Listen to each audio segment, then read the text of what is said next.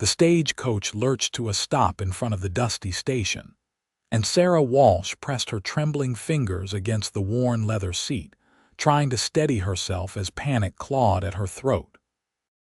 She had traveled over 1,000 miles from Philadelphia to Sonora, Texas, answering an advertisement for a mail-order bride.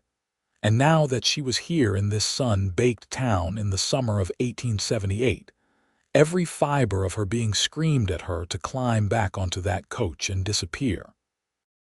But there was nowhere to go back to. Her stepfather had made sure of that. The driver opened the door and extended his weathered hand. Sarah flinched away from it instinctively, her body betraying her before her mind could catch up. She saw the confusion flash across his face, followed by understanding that made her cheeks burn with shame. "My apologies, miss," he said quietly, withdrawing his hand. "I will get your trunk." Sarah gathered her skirts and stepped down onto the wooden platform, her legs unsteady after days of travel. The Texas heat hit her like a physical force, so different from the humid summers back east. She clutched her small reticule to her chest like a shield and scanned the dusty street for the man she was supposed to meet, Garrett Sullivan. She had his letters folded carefully in her bag, each one more kind and thoughtful than the last, but letters were just words on paper. Men could write anything. The street was busy with afternoon activity. Cowboys on horseback kicked up dust as they rode past. A wagon loaded with supplies creaked by. Women in bonnets walked arm in arm along the wooden sidewalks. It all seemed so normal, so peaceful, but Sarah's heart hammered against her ribs. "Miss Walsh," the voice came from behind her, deep and gentle. Sarah spun around too quickly, stumbling backward until her spine hit the stagecoach. Her reticule fell to the ground. The man standing before her was tall, with broad shoulders that filled out his simple cotton shirt. His hair was dark brown, almost black, with just a hint of curl at the edges where it touched his collar. He wore worn denim pants and scuffed boots, a brown hat in his hands. His face was tanned from hours in the sun, with lines at the corners of his eyes that suggested he smiled often. But it was his eyes themselves that caught her attention. They were a warm hazel color, and right now they were filled with concern. "I am sorry," he said, taking a step backward, giving her more space. "I did not mean to startle you." Sarah pressed herself against the coach, unable to form words. This was Garrett Sullivan, the man she had agreed to marry. He looked kind, but so had her stepfather at first. Garrett slowly crouched down and picked up her fallen reticule, being careful not to make any sudden movements. He held it out to her at arm's length, as if approaching a frightened animal. "Here you are." She reached out with a shaking hand and snatched it back quickly, avoiding any chance their fingers might touch. He noticed. Of course he noticed. He stood there for a long moment, just watching her with those perceptive eyes, and then he nodded slowly, as if coming to a decision. "Miss Walsh, I know we have been corresponding for 3 months now, but letters are not the same as standing in front of a person. I can see that you are frightened, and I want you to know something right now, before we go any further." Sarah stared at him, her back still pressed against the stagecoach, every muscle tense. "I will not hurt you," Garrett said quietly. "I promise you that. Whatever has happened to make you afraid, whatever brought you here to Texas, you are safe now. Do you understand?" She wanted to believe him. God, how she wanted to believe him. But trust was not something she could simply decide to feel. "Which trunk is yours?" he asked, changing the subject when she did not respond. "The small brown one," Sarah managed to whisper. Garrett walked over to where the driver was unloading luggage and pointed to her trunk. The two men lifted it down together. Garrett reached into his pocket and handed the driver some coins, thanking him for bringing Sarah safely to Sonora. "My wagon is just down the street," Garrett said, turning back to her. I will carry your trunk there and you can follow behind me. Take all the space you need. There is no rush." He hoisted her trunk onto his shoulder with an ease that spoke of years of hard work and started walking. True to his word, he did not look back to see if she was following. He simply walked at a steady, unhurried pace, giving her the choice to come along or not. Sarah forced her feet to move. She followed him down the dusty street, keeping about 10 feet between them. People glanced at them curiously as they passed. She supposed they made an odd picture, the bride following so far behind her intended. Garrett's wagon was a simple farm wagon with 2 sturdy horses hitched to it. He loaded her trunk into the back with care, making sure it was secure. Then he walked to the front of the wagon and stood there, one hand resting on the side panel. "My ranch is about 5 miles outside of town," he said, his voice carrying across the space between them. "The ride takes about an hour. You can sit up front with me, or you can ride in the back with your trunk if that feels safer. It is your choice." Sarah looked at the wagon bed, then at the bench seat up front. If she rode in the back, she would be lower down, more enclosed. The front seat was open, visible. She could see everything around her. That felt safer, even if it meant sitting closer to him. "The front," she said quietly. Garrett nodded. He climbed up onto the seat and took the reins in his hands, but he did not offer to help her up. He seemed to understand that she needed to do it herself. Sarah gathered her skirts and climbed up, settling onto the far edge of the bench, as far from him as she could get. He clicked his tongue and the horses started forward at an easy walk. They made their way through town slowly. Garrett pointed out various buildings as they passed. The general store, the church, the schoolhouse, the saloon, the doctor's office. He did not seem to expect her to respond, just offered the information in a calm, steady voice. Once they left the town behind, the landscape opened up into rolling hills covered with dry grass and scattered mesquite trees. The sky stretched endlessly overhead, a brilliant blue that Sarah had never seen back east. The air smelled different here, like dust and sage and something wild she could not name. "I run cattle mostly," Garrett said after a while. "About 300 head right now. I have 2 ranch hands who help me, Pedro and his son Miguel. Good men, both of them. They live in the bunkhouse on the property. My house is small, just 3 rooms, but it is solid. I built it myself 5 years ago when I bought the land." Sarah listened, trying to picture it, trying to imagine herself living there. "I should tell you," Garrett continued, his eyes on the road ahead. "I brought the local minister, Reverend Hayes, out to the ranch this morning. He is waiting there now. I thought we could have the ceremony today if you are willing. I know that might seem rushed, but I figured you would want it done proper before you spend a night under my roof. If you would rather wait, though, I can take you back to town and you can stay with the Reverend's wife until you are ready. A wedding today." Sarah's hands twisted in her lap. She had known this would happen quickly. That was the whole point of being a mail-order bride. You got off the coach and you got married, but knowing it and facing it were 2 different things. "I will need to know your answer," Garrett said gently. "Not for me, but for the Reverend. He has been waiting several hours already." "Today is fine," Sarah heard herself say. Better to have it done. Better to have her fate sealed so she could stop wondering and waiting. Garrett glanced at her for the first time since they had started driving. "Are you certain?" "Yes." "All right then." They rode in silence for a while longer. Sarah watched the landscape roll by, so different from everything she had known. She thought about the letters Garrett had sent. He had been honest about his life, about the hard work and the isolation. He had told her he was 27 years old, that he had come to Texas from Missouri after the war ended, looking for a fresh start. He had told her he wanted a wife and a family, someone to build a life with. His letters had been kind but not flowery, practical, straightforward. She had liked that about them. She had not trusted anything that seemed too good to be true. "Why did you write to me?" Sarah asked suddenly, surprising herself. Garrett was quiet for a moment, considering his answer. "I have been trying to find a wife for about 2 years now.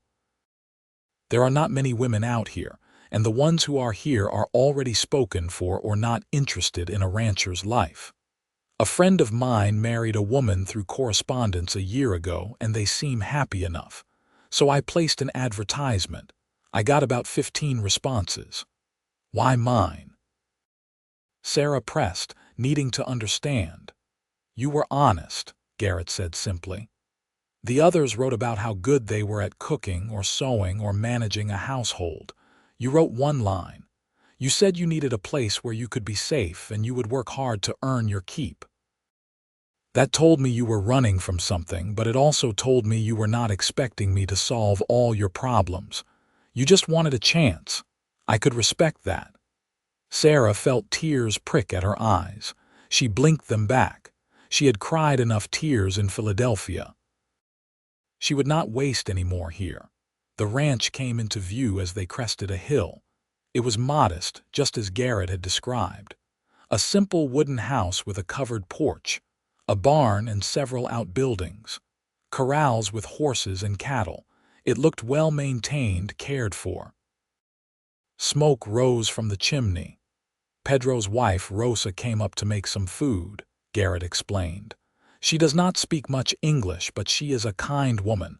I thought you might appreciate having another woman around today." He had thought of that. He had tried to make this easier for her. Garrett pulled the wagon up in front of the house.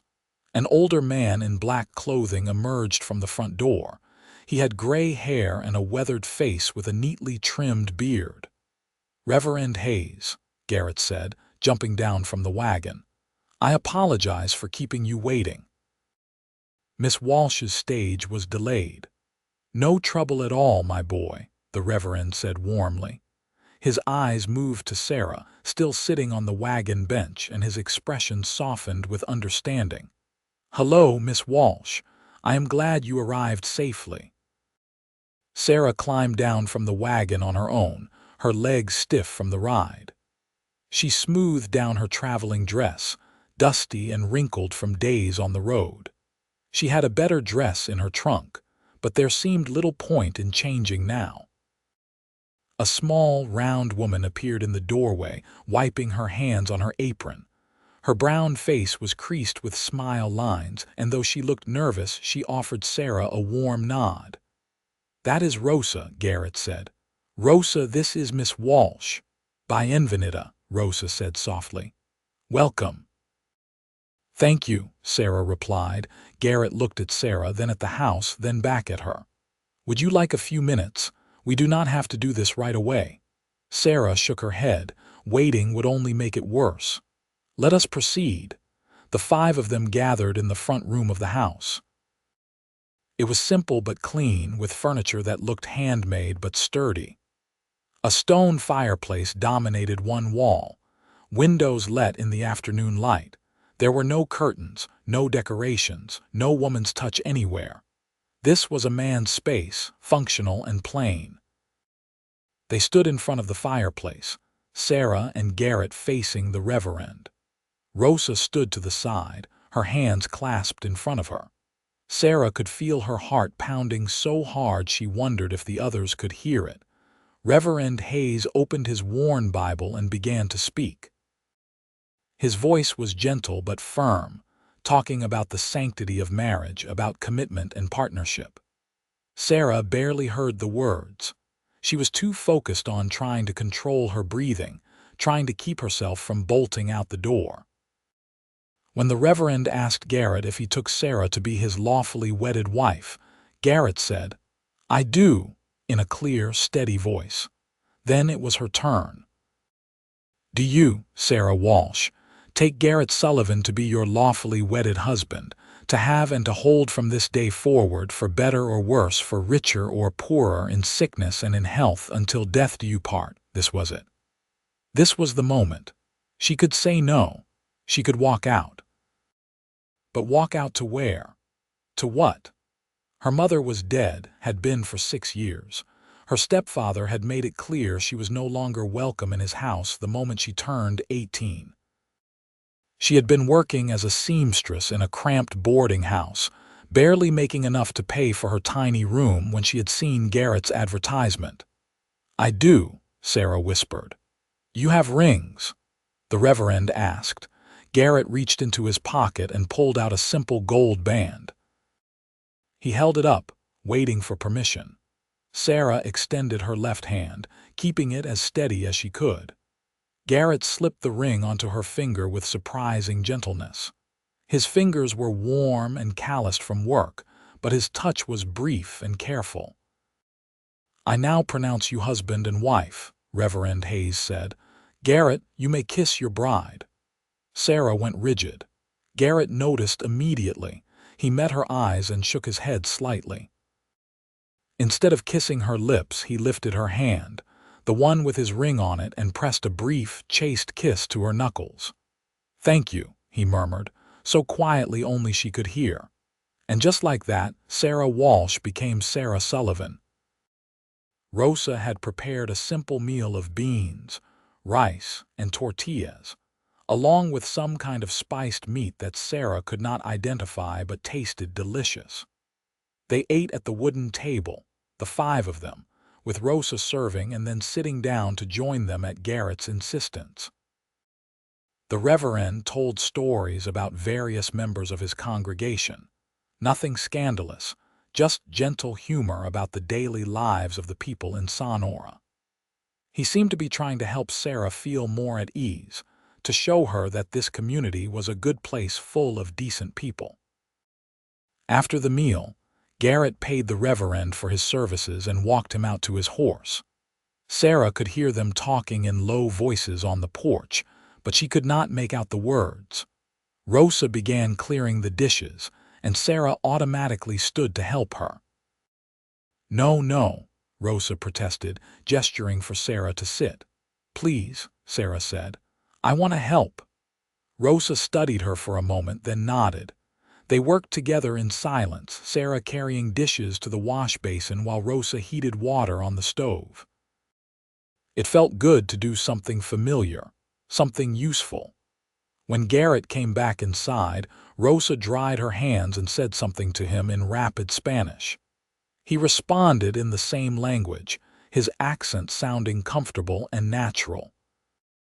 Rosa patted his arm affectionately, then turned to Sarah and offered another warm smile before leaving through the front door, and then they were alone, husband and wife.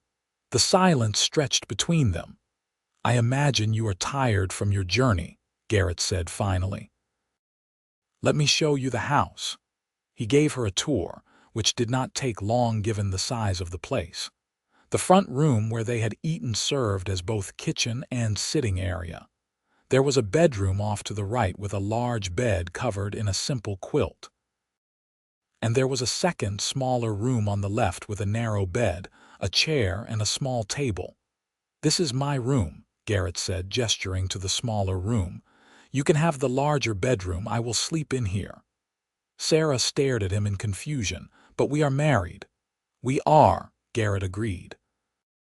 "And when you are ready to share a bed with me, you can tell me. Until then, you have your own space. There is a lock on the inside of your door if you want to use it." He said it so matter-of-factly, as if it were the most normal arrangement in the world. "I do not understand," Sarah said slowly. "Why would you marry me if you did not want to be a real husband?" Garrett leaned against the doorframe, his arms crossed loosely over his chest. "I do want to be a real husband, Sarah. But being a real husband means different things to different people. To me, it means providing for you, protecting you, and treating you with respect. The other parts of marriage, the intimate parts, those should happen when both people want them to happen. I am willing to wait until you are comfortable with me." "That could be a long time," Sarah said, her voice barely audible. "Then it is a long time," Garrett said with a shrug. "I am not going anywhere and neither are you. We have time." Sarah felt something crack open in her chest, some tight, hard thing she had been holding on to. She did not know what to call it. Relief, maybe, or gratitude, or the first tiny seed of trust. "Let me get your trunk," Garrett said, pushing off from the door frame. "You can get yourself settled." He brought in her trunk and set it at the foot of the bed in the larger room. Then he tipped his hat to her and left, closing the door behind him. Sarah stood there for a long moment, just staring at the closed door. Then she walked over and tested the lock. It worked smoothly. She could lock herself in. She could keep herself safe. She sat down on the edge of the bed and let herself cry. Not from fear or sadness, but from pure exhaustion and the overwhelming relief of realizing that maybe, just maybe, she had made the right choice. The next morning, Sarah woke to the sound of roosters and the smell of coffee. Sunlight streamed through the window, and for a moment she forgot where she was. Then it all came back. Texas. The ranch. Garrett. She dressed quickly in one of her simple work dresses and braided her long blonde hair. When she emerged from the bedroom, she found Garrett at the stove, cooking breakfast. He was already dressed for work, his boots dusty as if he had been outside already. "Good morning," he said, glancing over his shoulder. "I hope you slept well." "I did, thank you," Sarah said, surprised to find it was true. She had expected to lie awake all night, tense and listening for footsteps that never came. "I have eggs and bacon here," Garrett said. "And there is coffee in the pot. Cups are in the cupboard there." Sarah poured herself a cup of coffee and sat at the table. Garrett brought over 2 plates of food and sat down across from her. He bowed his head and said a brief grace, then picked up his fork and began eating. "I have work to do this morning," he said. "I need to ride out and check on the herd in the north pasture. I will be gone most of the day. You can do whatever you like while I am away. There are some books on the shelf if you want to read, or you can explore the property. The chickens need feeding if you are inclined to help with that. Their coop is behind the house and the feed is in the barn." "I can feed the chickens," Sarah said quickly.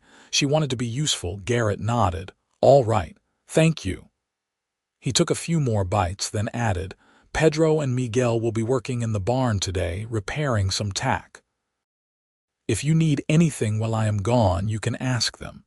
Miguel speaks English fairly well." After breakfast, Garrett put on his hat and headed out. Sarah watched from the window as he saddled a large bay horse and rode off across the hills, a rifle strapped to his saddle. She had not even thought about things like guns and weapons. This was the frontier.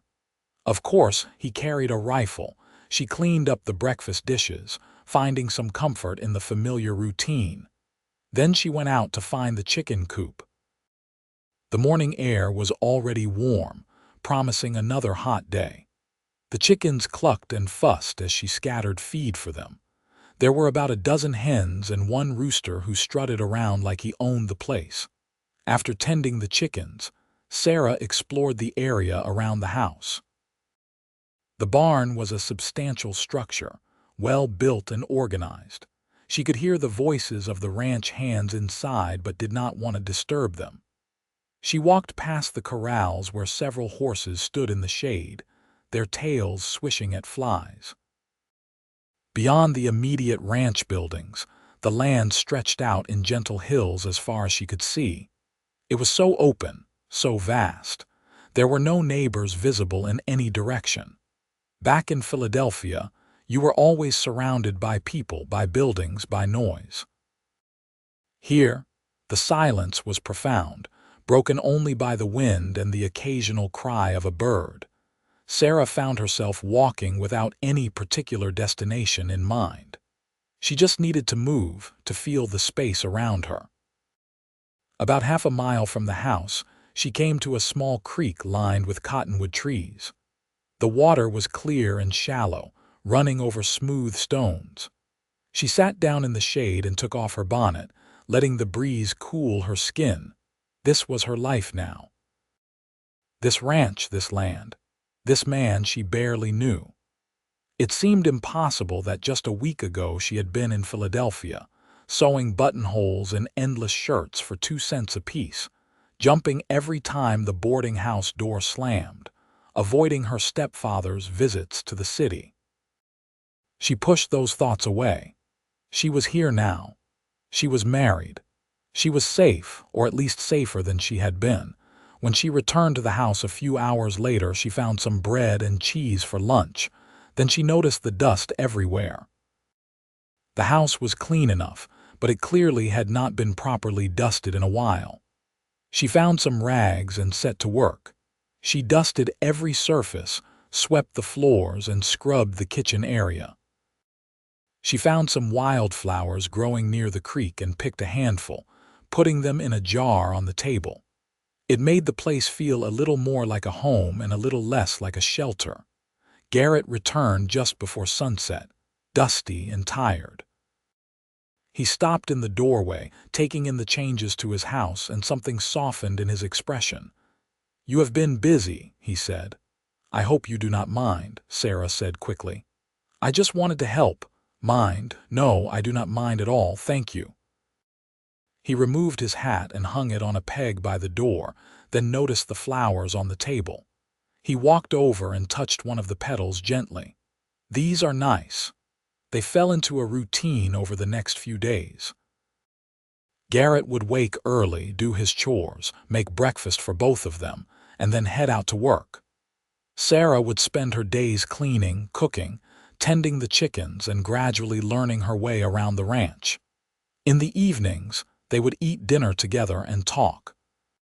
The conversations were careful at first, both of them testing the waters.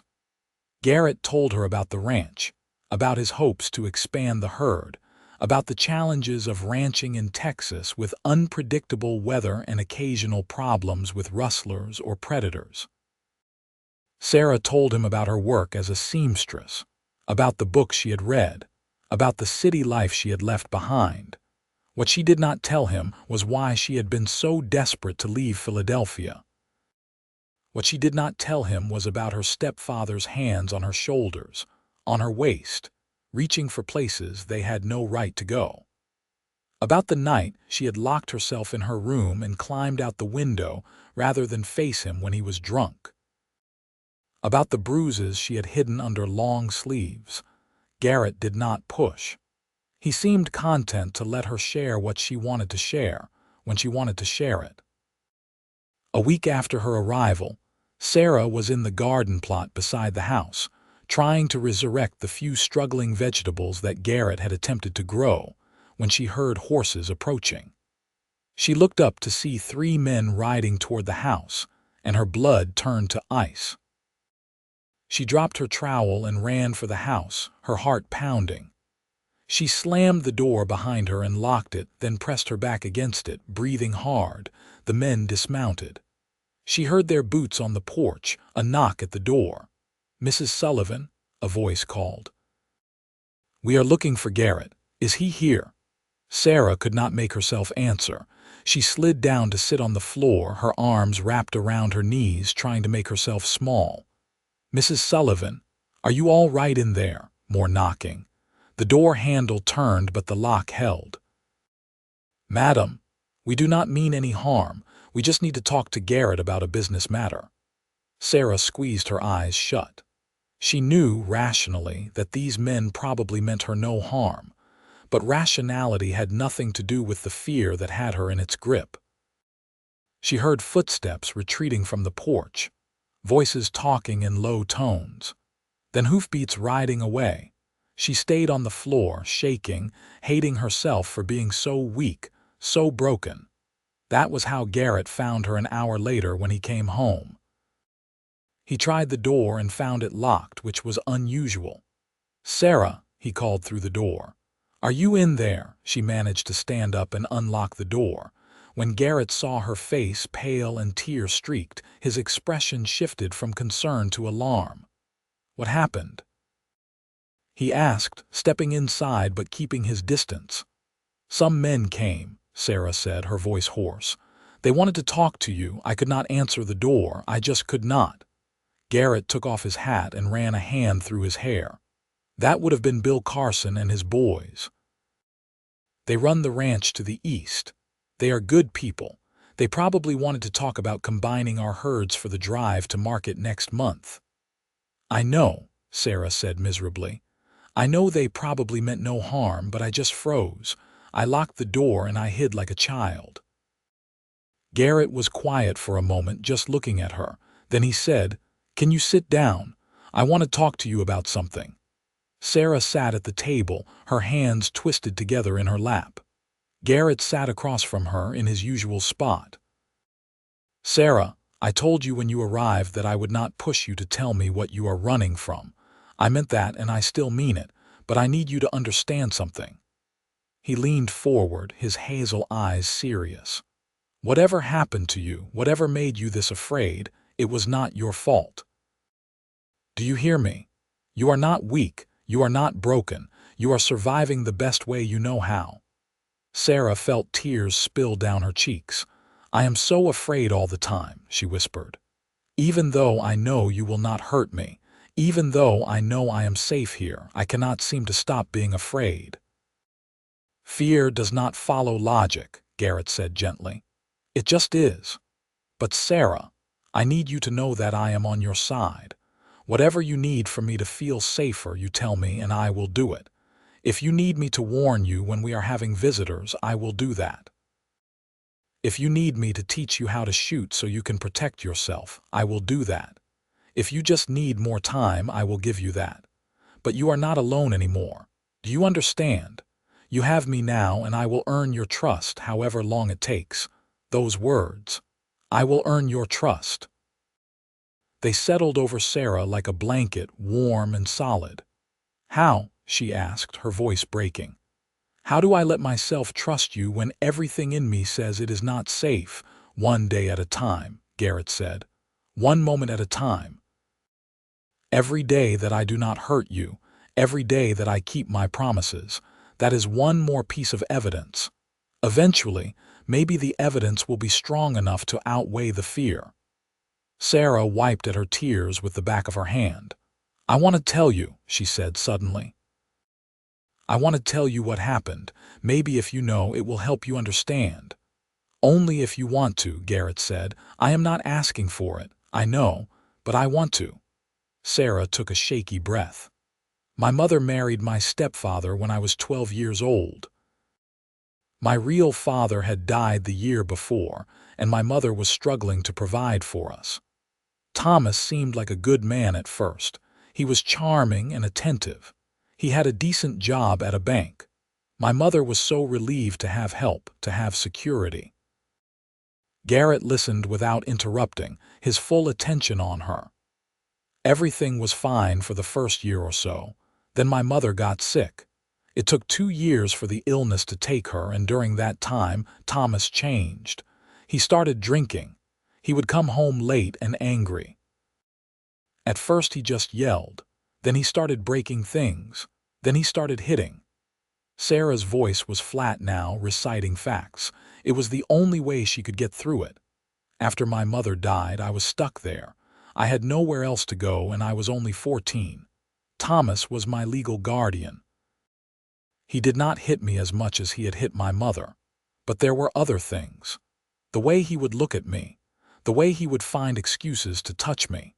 I started locking my door at night, but he would get angry about it, so I would wedge a chair under the handle instead."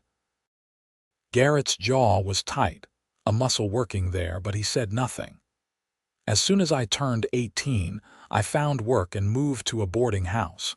But Thomas would not leave me alone. He would come to the city on business and find me. He said I owed him for taking care of me all those years. He said I was his property. The last time he came, he was drunk and he forced his way into my room. I fought him off and I ran, but I knew he would keep coming back. That was when I saw your advertisement. It felt like a miracle. A way out." The silence after she finished speaking was heavy. Sarah kept her eyes down, afraid to see disgust or pity on Garrett's face. "Sarah, look at me," Garrett said finally. She forced herself to meet his eyes. "Thank you for telling me," he said. "That took courage, and I want you to know that I am glad you are here. I am glad you answered my advertisement. And that man, Thomas, he will never touch you again. If he somehow finds his way to Texas, he will have to go through me, and I promise you, he will not succeed." There was something fierce in Garrett's voice, a protective edge that should have frightened Sarah but somehow did not, because it was not directed at her. It was directed at anyone who might try to hurt her. "I believe you," Sarah said, and realized with surprise that she meant it. Over the following weeks, something began to shift between them. It was not dramatic or sudden. It was slow and gradual, like the sun warming the earth in early morning. Garrett kept his promises. When they were expecting visitors, he would tell Sarah ahead of time, describing who was coming and why. He taught her the names of all the neighbors within riding distance. He introduced her to people when they went to town for church on Sundays, always staying close by but never hovering. He taught her to shoot, taking her out to a remote corner of the property with an old revolver and a line of bottles set up on fence posts. She was terrible at first, flinching every time she pulled the trigger. But Garrett was patient, showing her how to breathe, how to aim, how to squeeze instead of pull. After a few weeks of practice, she could hit more bottles than she missed. "Good," Garrett said, nodding with approval. "Now you have options. If someone comes and I am not here, you can choose to hide or you can choose to defend yourself. Either way is fine. But at least now you have a choice." Choice. That word mattered. Sarah was starting to realize how much of her life had been lived without real choices. She also began to see who Garrett was, not just through his words but through his actions. She saw how he treated his ranch hands with respect, how he paid them fairly and made sure they had good food and decent shelter. She saw how he would check on Rosa and her family when he knew Pedro had been injured helping round up a stray calf. She saw how he would ride into town to help the reverend repair the church roof, not because he expected anything in return, but because it was the right thing to do. He was a good man, not perfect. He could be stubborn and overly focused on work. He sometimes forgot to tell her when he would be late for dinner, leaving her worried. But he was kind and honest and steady as the earth itself, and Sarah found herself wanting to be near him. It started small. She would find excuses to be outside when he was working close to the house. She would ask him questions about the ranch, about the cattle, about anything really, just to hear his voice. She would pack him lunch to take with him when he was working far from the house, and the smile he would give her in thanks made something flutter in her chest. One evening, about 2 months after her arrival, they were sitting on the porch together after dinner, watching the sun set over the hills. The sky was painted in shades of orange and pink and purple, so beautiful it almost hurt to look at. "Can I ask you something?" Sarah said. "Of course," Garrett replied, rocking slowly in the chair he had brought out from inside. "Why have you never tried to touch me? I mean, beyond helping me down from the wagon that one time or handing me things, you never even accidentally brush against me." Garrett stopped rocking. He was quiet for a moment, considering his answer. "Because I wanted you to be the one to reach for me first. If I initiate touch, even casual touch, you might allow it because you feel obligated. You are my wife, after all. You might think you are supposed to accept it. But if you reach for me, if you choose to touch me, then I know it is because you want to, not because you feel you have to." Sarah turned to look at him in the fading light. "That must be hard for you, waiting like that." Garrett shrugged. "I am a patient man, and you are worth waiting for." Sarah's heart did something complicated in her chest. Before she could second-guess herself, she reached out and placed her hand over his where it rested on the arm of the chair. Garrett went very still. He looked down at their hands, then up at her face. "Sarah, I choose to touch you, she said softly. I choose this. Garrett slowly turned his hand over so their palms were touching. His hand was warm and rough with calluses. He gave her hand a gentle squeeze. They sat like that until the stars came out, hands joined, not speaking, just being. That night when they went inside, Sarah stopped at the door to her bedroom. Garrett, he paused, looking back at her. Would you teach me to dance? Dance? Garrett looked confused. Right now, yes, I never learned. My mother died before she could teach me, and there was no one else.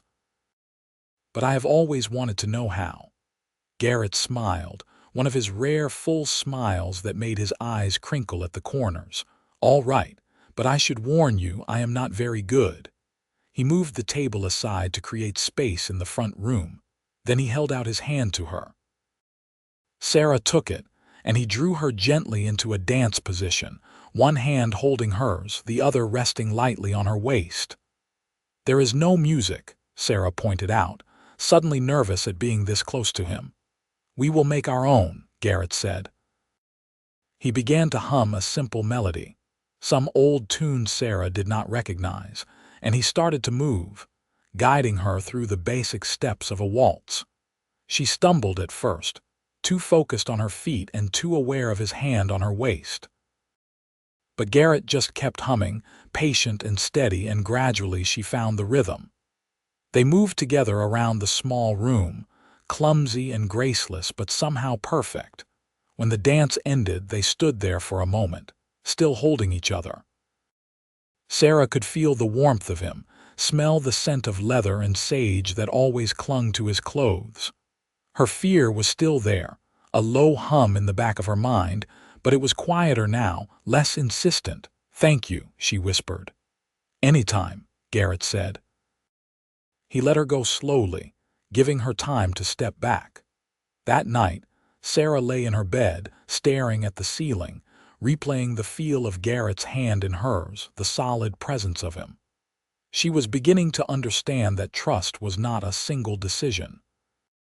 It was 1,000 small choices, made over and over again.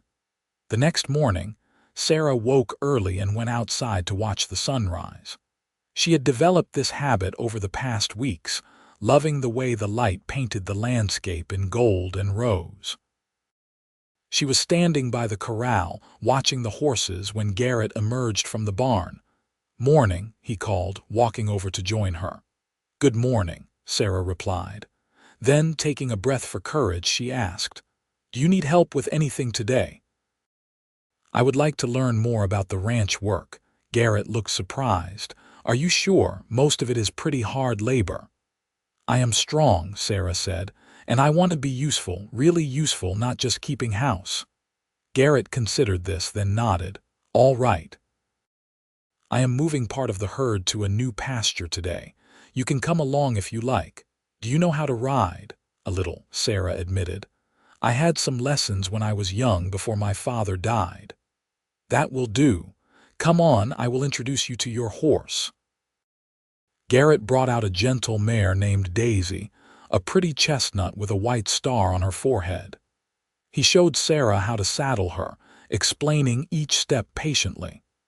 Then he helped her mount up, his hands on her waist steadying her but not lingering.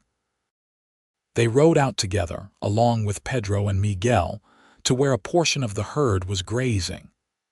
Garrett explained what they were going to do, how they would slowly encourage the cattle to move in the right direction, how to watch for strays. It was harder work than Sarah had anticipated. The cattle were stubborn, the sun was hot, and after a few hours in the saddle her legs were aching.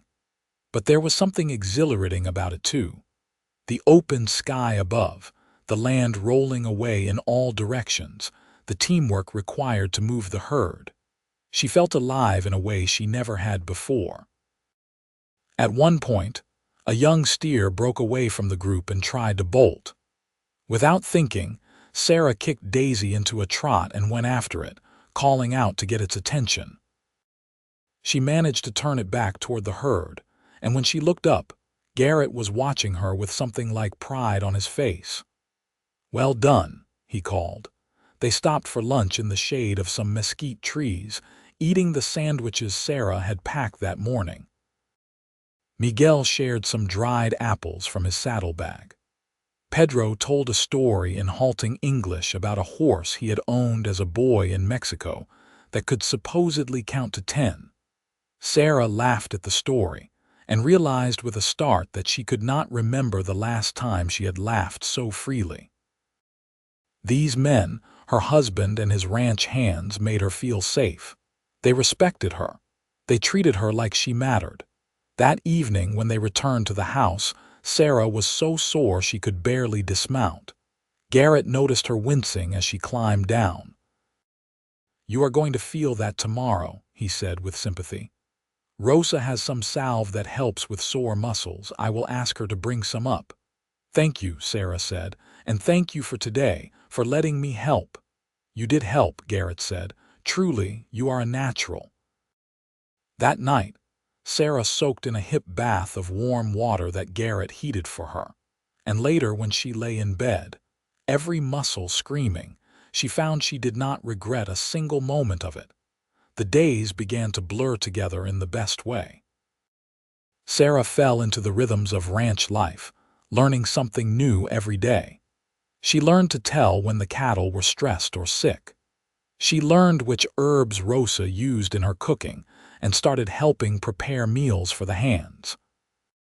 She learned to mend tack and fix fence posts and a dozen other skills she had never imagined needing. And every day, in small ways, she grew closer to Garrett. They developed a shorthand between them, the kind that comes from spending time together. He would glance at her during dinner, and she would know he wanted more coffee. She would hand him a tool while he was working, and it would be exactly the right one. They began sitting closer together on the porch in the evenings. Their hands found each other more easily. Sarah would sometimes rest her head on his shoulder while they watched the sunset.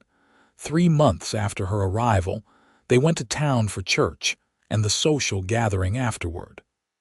Sarah had been to a few of these now and was starting to recognize people, to feel less like an outsider. Mary Patterson, the schoolteacher, approached Sarah with a warm smile. "Mrs. Sullivan, how lovely to see you. You look well." "Thank you," Sarah said. "Please call me Sarah. Then you must call me Mary." She linked her arm through Sarah's in a friendly way. "Come, I want you to meet a few of the other ladies." Sarah glanced back at Garrett, suddenly nervous. He gave her an encouraging nod. She let Mary lead her to a group of women standing in the shade of the church. They welcomed her warmly, asking about the ranch, about her journey from Philadelphia, about how she was settling in. One woman, Clara Hayes, the Reverend's wife, said kindly, "Garrett is a good man. We were all so pleased when we heard he had found someone." "He is good," Sarah agreed, and meant it with her whole heart. The women talked about everyday things, recipes and gardening troubles and whose child had done what funny thing. It was normal and pleasant, and Sarah realized with surprise that she was enjoying herself. When it was time to leave, Garrett appeared at her side. "Ready?"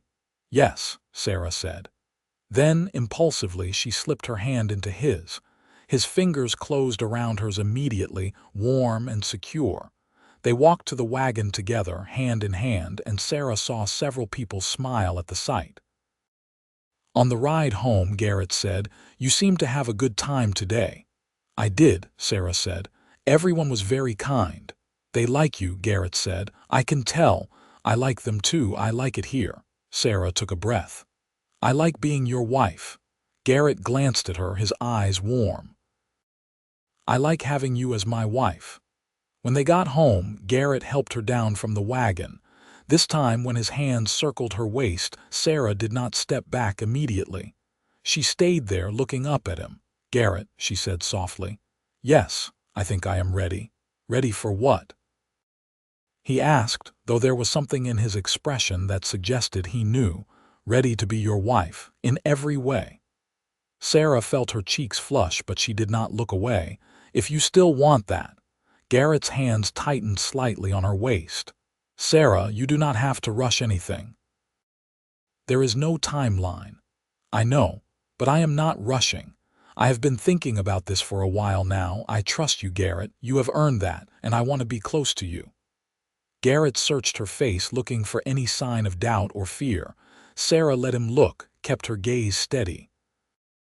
Are you certain? He asked, his voice rough. I am certain. Garrett leaned down slowly, giving her every opportunity to change her mind, and kissed her softly. It was nothing like the rough, demanding kisses Sarah had feared. It was gentle and questioning, asking permission with every second. Sarah kissed him back, her hands coming up to rest on his chest. She could feel his heart beating fast under her palm. When they pulled apart, Garrett rested his forehead against hers. I will be patient, he promised. We will go at your pace. I know, Sarah whispered. That night, for the first time, Sarah went to Garrett's room instead of her own. He was sitting on the edge of his narrow bed, removing his boots when she appeared in the doorway. He looked up, surprise evident on his face. Is your offer still open? Sarah asked. About me joining you? Always, Garrett said. But Sarah, this bed is barely big enough for me. The one in your room is much better. So they went to the larger bedroom together. Garrett lit the lamp on the bedside table, keeping the light low. They stood there for a moment, suddenly awkward despite all the time they had spent together. I am nervous, Sarah admitted. So am I, Garrett said, which made her feel better. They helped each other undress slowly, fumbling with buttons and laces. When they lay down together under the quilt, Garrett pulled her close, and Sarah felt the warmth of his skin against hers. We do not have to do anything, Garrett murmured against her hair. We can just sleep like this if that is what you want. But Sarah found that she wanted more. She wanted to be close to him in every way. She wanted to choose this, to take back what had been stolen from her in a different context. I want this, she said firmly. I want you. Garrett was gentle and patient, just as he had promised. He went slowly, checking with her constantly, stopping when she tensed and starting again only when she was ready. There was some pain, but there was also tenderness and connection, and the profound sense of being cherished. Afterward they lay tangled together, Sarah's head on Garrett's chest, listening to his heartbeat slow to normal. Are you all right? Garrett asked, his hand stroking gently through her hair. I am more than all right, Sarah said. I am happy. She felt Garrett's chest rise and fall with a deep breath. So am I, he said. So am I. From that night on, they shared a bed. Sarah moved her clothes into the larger bedroom, and Garrett converted his old room into a study where he could keep ranch records and read in the evenings. The seasons changed. Autumn arrived, bringing cooler temperatures and the great cattle drive that Garrett had mentioned. He was gone for 3 weeks, driving the herd to market with the other ranchers from the area. Sarah missed him terribly, which was both wonderful and strange. She had never thought she would miss a man's presence. When he returned, dusty and tired and grinning because they had gotten a good price for the cattle, Sarah ran to him and threw her arms around him, not caring who was watching. I missed you, she said against his chest. I missed you too, Garrett said, holding her tight. Every single day. That winter was Sarah's first in Texas. It was milder than the winters she had known in Philadelphia, but there were cold snaps that required bundling up and keeping the fire going.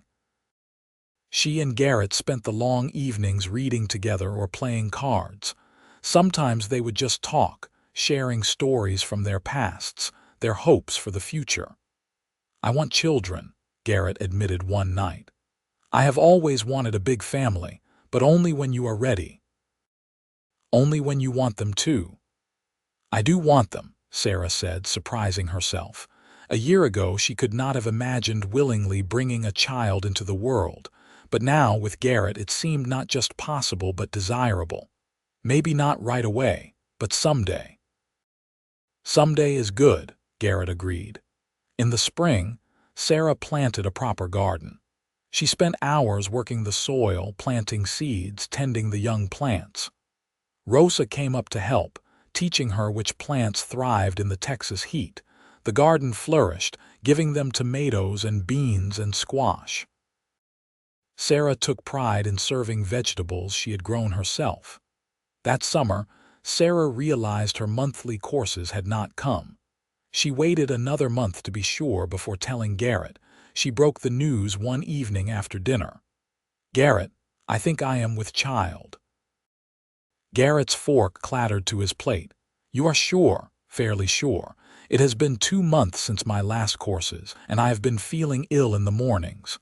Garrett was around the table in an instant, kneeling beside her chair. "Sarah, that is wonderful. Are you happy about it?" "I am," Sarah said, finding it was true. She was scared too, but the happiness was stronger. "Are you?" "I am thrilled," Garrett said, his eyes bright. He placed his hand gently on her still flat stomach. "Our child." They rode to town the next day to see the doctor, who confirmed what Sarah already knew. She was about 2 months along, healthy, and the baby should arrive in late winter. The months that followed were a mix of anticipation and preparation. Garrett became impossibly protective, trying to prevent Sarah from doing any heavy work. She had to argue with him to let her continue with her normal tasks. "I am pregnant, not made of glass," she said with exasperation. "I know, I just worry," Garrett admitted. "You worry too much," Sarah said, but she kissed him to take the sting from the words. They converted the study back into a bedroom, this time for the baby. The women from church organized a quilting bee and presented Sarah with a beautiful baby quilt. Clara Hayes passed down a cradle that her children had outgrown.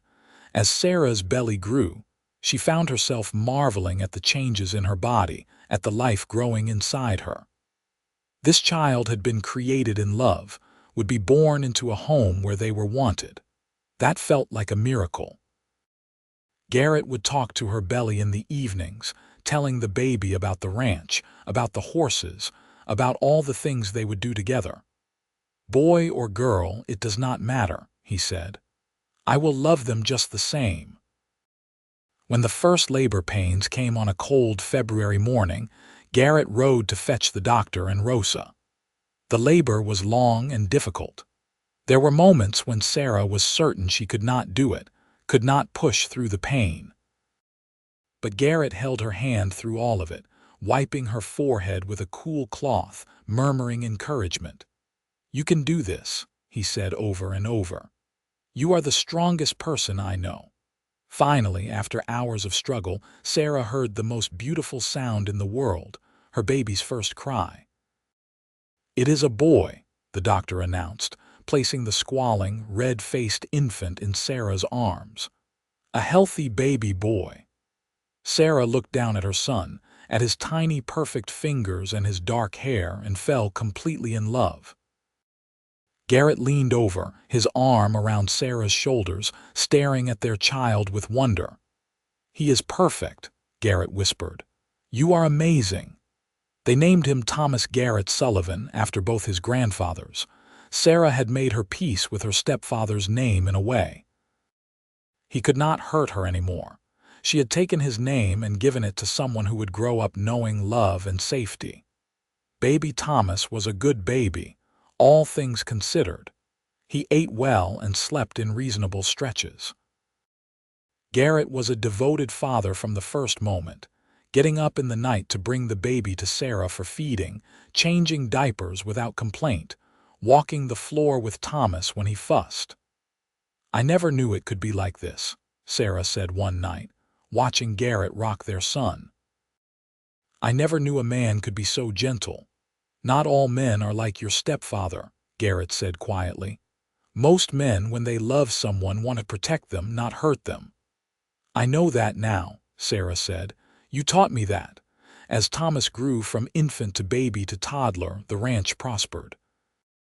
Garrett expanded the herd, bought more land. He hired another ranch hand, a young man named Jack who was learning the trade. Sarah managed the household, raised their son, and continued to help with ranch work when she could.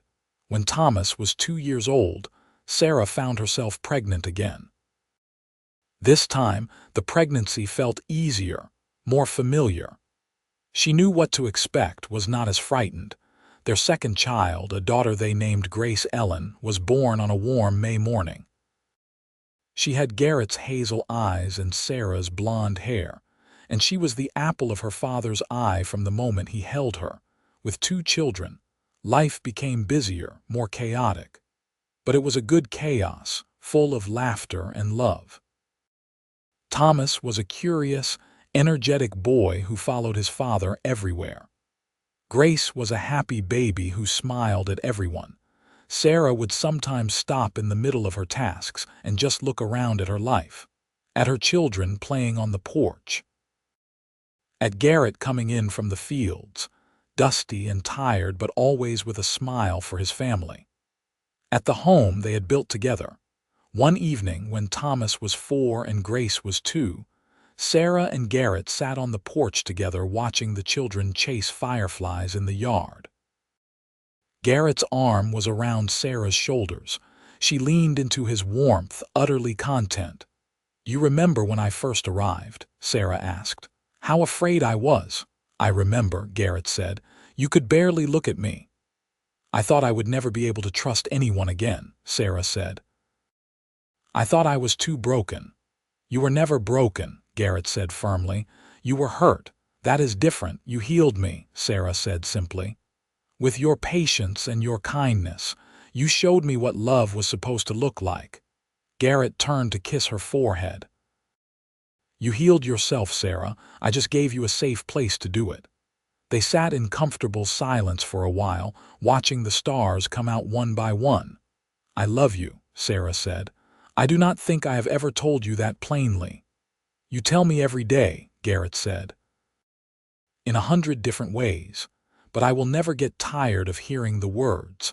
I love you too, Sarah Sullivan. More than I can say." Sarah thought about the letter she had written almost 5 years ago now, answering an advertisement for a mail-order bride. She had been so desperate then, so frightened and alone. She had taken a leap of faith, traveling across the country to marry a stranger. It was the best decision she had ever made.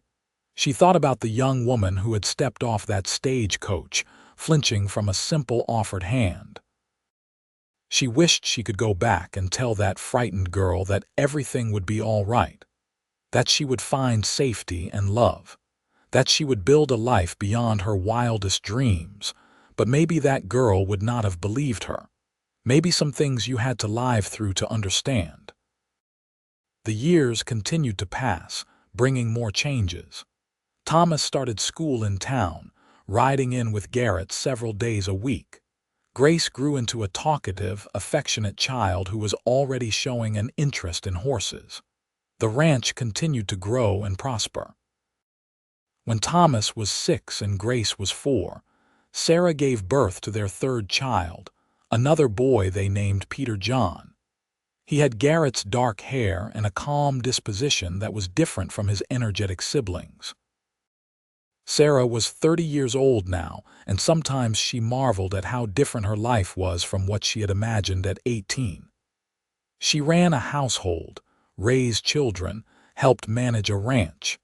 She had friends in town and neighbors she cared about. She had a husband who loved her and respected her. She had healed in ways she had not thought possible. Sometimes she still had bad days, moments when something would trigger an old fear. But Garrett had learned to recognize those moments. He would give her space when she needed it, comfort when she wanted it.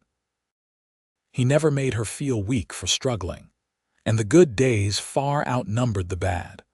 One autumn afternoon, when Peter was a year old, Sarah was in the garden harvesting the last of the squash when a stranger rode up to the house. She straightened up, her old wariness returning. The man dismounted. He was middle-aged with graying hair and a tired face. He saw Sarah and removed his hat politely. "Madam, I am looking for Garrett Sullivan. Is he about?" He is checking the north pasture, Sarah said, keeping her distance.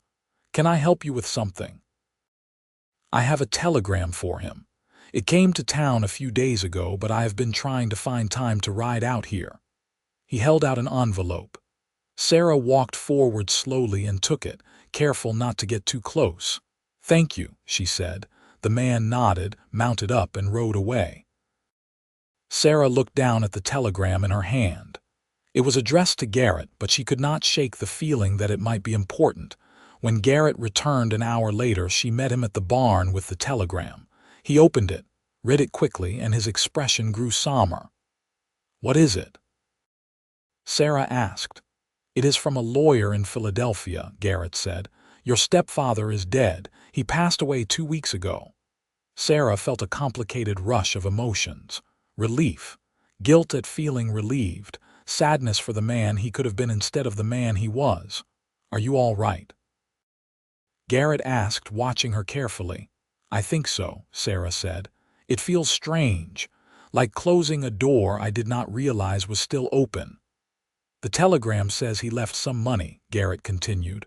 Not much, but some. The lawyer wants to know if you want to claim it. I do not need his money, Sarah said immediately. You do not have to decide right now, Garrett said. He folded the telegram and put it in his pocket, then drew Sarah into his arms. She went willingly, resting her head against his chest. He cannot hurt you anymore, Garrett murmured. He could not hurt me for a long time, Sarah said. I just did not realize it. She thought about that frightened 18-year-old girl again, running across the country to escape. She had thought she was running away, but really she had been running toward something, toward this life. Toward Garrett, toward becoming the woman she was meant to be. After some consideration, Sarah decided to claim the inheritance. It was not much, but it was enough to buy some new equipment for the ranch and to set aside money for the children's education. She saw it as taking back something that was rightfully hers. Her mother's money, really, that Thomas had controlled after her death. Thomas and Grace grew up strong and confident, secure in their parents' love. Thomas showed an aptitude for ranching and spent every moment he could with his father, learning the trade. Grace was equally at home with horses and books, dreaming of being a teacher like Mary Patterson. Peter was still too young to know what path he would choose, but he was a sweet, gentle child who loved animals and could often be found in the barn cuddling the barn cats. On their 10th wedding anniversary, Garrett surprised Sarah with a gift. He had ordered it months in advance, wanting it to be perfect. Close your eyes, he said, grinning like a boy with a secret. Sarah closed her eyes, smiling at his excitement. She heard him leave the room and return a moment later. All right, open them. Sarah opened her eyes to see Garrett holding a beautiful framed portrait. It showed the 5 of them: Garrett, Sarah, Thomas, Grace, and Peter posed together. A traveling photographer had come through town a few months back, and Garrett had arranged for the sitting without telling her what it was really for. So you will always remember, Garrett said. Remember how far we have come. Remember this family we built together. Sarah felt tears spring to her eyes. She took the portrait and looked at it closely. There they were, her whole world captured in a single image. Garrett standing tall and proud, the children looking happy and loved. And herself, Sarah Sullivan, once Sarah Walsh, looking peaceful and content in a way that 18-year-old girl could never have imagined. It is perfect, she whispered. Thank you. They hung the portrait above the fireplace where everyone could see it. More years passed. Thomas grew into a fine young man, taking on more responsibility at the ranch. At 19, he was nearly as capable as his father, and Garrett relied on him heavily. Grace started helping Mary Patterson at the school, preparing to become a teacher herself. Peter, at 13, had developed a talent for working with horses and was training a young colt with impressive skill. Sarah and Garrett grew older together. their hair going gray, their faces gaining more lines. But their love never diminished.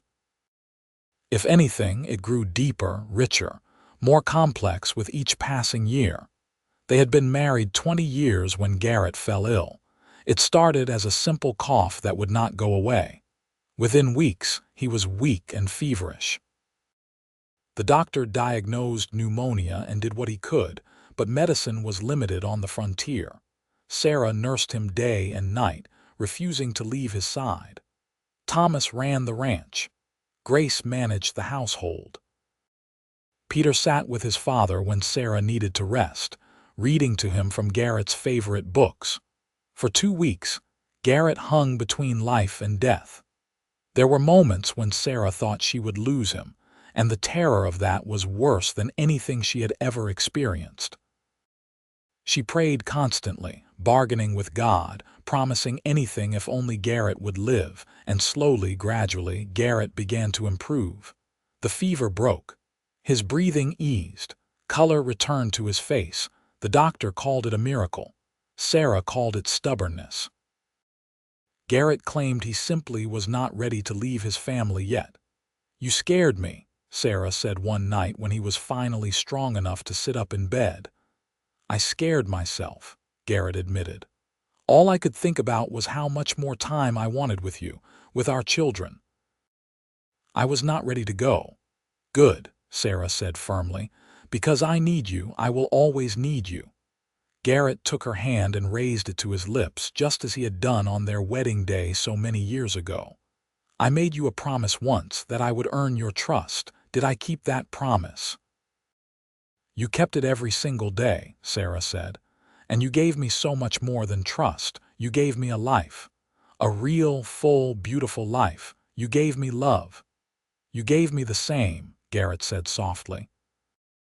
That frightened young woman who stepped off the stagecoach became the strongest, bravest person I know. Watching you heal, watching you grow into yourself, has been the greatest privilege of my life." They sat together in the quiet, hands joined, hearts joined, souls so intertwined after 20 years that Sarah could not tell where she ended and Garrett began. Garrett recovered fully, though he moved a bit slower after that, tired a bit more easily. But he was alive, and that was what mattered. Time moved forward, as it always does. Thomas married a sweet young woman named Rebecca and built a house on the far corner of the ranch property. Within a year, he made Sarah and Garrett grandparents for the first time, a baby girl named Emma. Grace got her teaching certificate and took a position at the Sonora school. Peter, at 17, was working full-time on the ranch, with an eye toward buying his own land someday.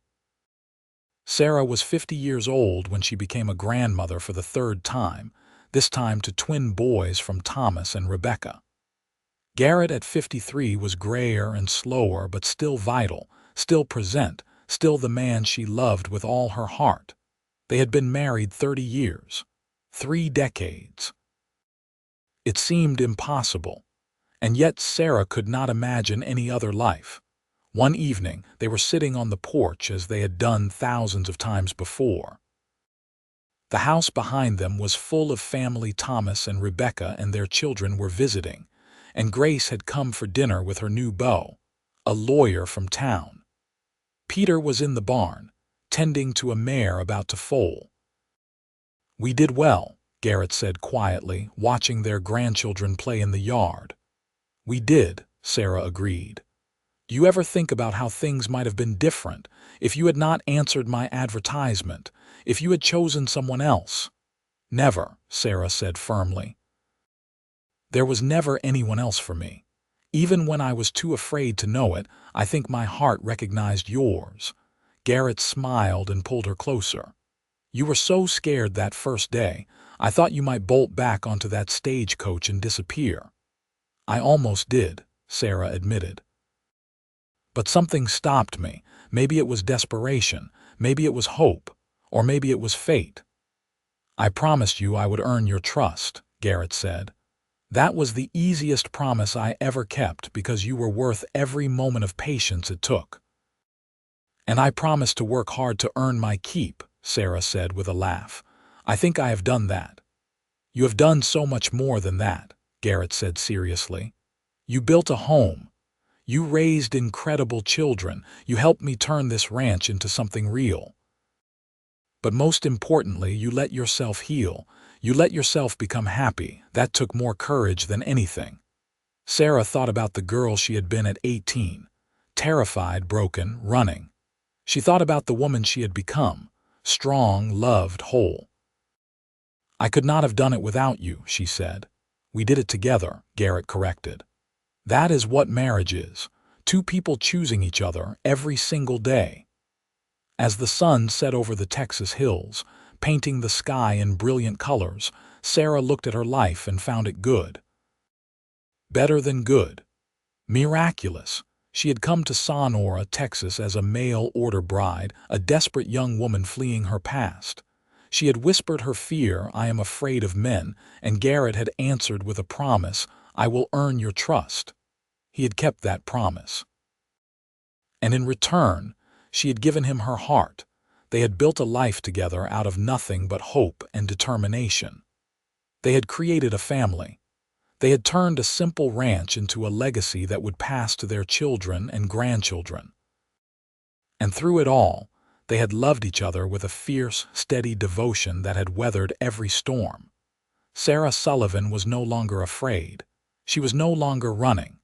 She was home in every sense of the word, and she knew with absolute certainty that she always would be.